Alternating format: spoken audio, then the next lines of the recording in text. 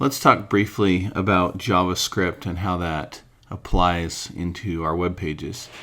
Now, up until this point, we've been working primarily in HTML and CSS, right? We've talked a little bit about PHP in another video, but really it's been HTML and CSS.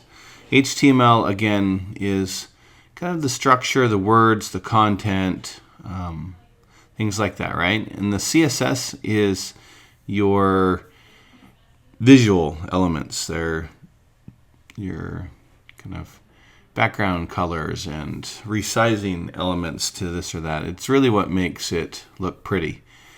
And then your PHP, if you remember talking about this before, is more of like a server-side processing where you need to go out and look in a database for username and password and see if they match, or you need to go generate a list of your friends' statuses off of Facebook or something like that, right?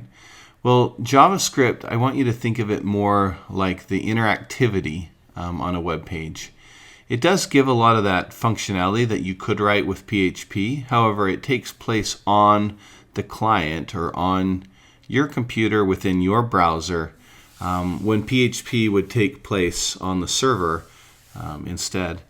And so the way it goes about doing that is when you download your web page, when you make a request for a new web page, it goes out and quickly grabs the HTML file. And then it builds something we call the DOM, or the Document Object Model. And it kind of think of it like a tree structure like this, right? And you'll go out and you'll look at your HTML page, and it'll break that into head and body tags, and you can see your head and body tags. And then it'll break your head tags down. In this case, they've got a title tag, and inside the title tag, they've got a piece of text that says My HTML Document. Underneath the body tag, you can see their H1, their div, their other div, they're all siblings. And then underneath each div, you got a paragraph, and underneath each paragraph, you got a piece of text, a p tag 1 and p tag 2. So it creates this DOM, and then with this DOM, we can go through and say, I want to reference this div tag and change the paragraph within, or I want to access this div tag and say anytime somebody clicks on it or when they scroll to it, then do something else. And so you can have these events fire off that say, if you do this thing, if you click on it, you hover over it, you mouse off of it, you hit a key stroke on your keyboard, or if you load the page or whatever it is, then do that. And that's that interactivity I told you about.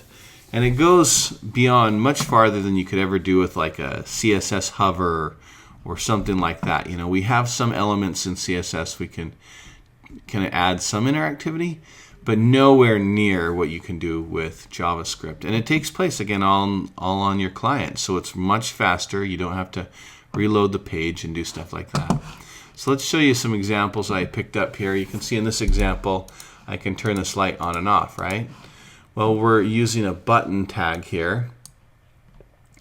And on this button tag, it's got a little event used on it. And it's basically saying if you click on, or on-click, on that button, then go look at the document. Now, you remember that document object model we talked about. Okay, it's referencing the document. It's using a little function, kind of built-in little method called getElementById, and it's saying get the element right here by ID. Okay, so it's getting my image, and then it says dot source, right? So it's changing the attribute source to be the pick bulb on. All right, and so when I click that, it changes it to be a bulb on image, and I click this one, and it does the opposite and bulb off. So you can see I don't have to reload the page. I don't have to do any kind of server-side scripting or anything like that. But both of them are just changing that item on the on the DOM, on the Document Object Model. So again, they're just referencing that section and making a very simple change back and forth. But again, like I said, it just adds that interactivity into the page.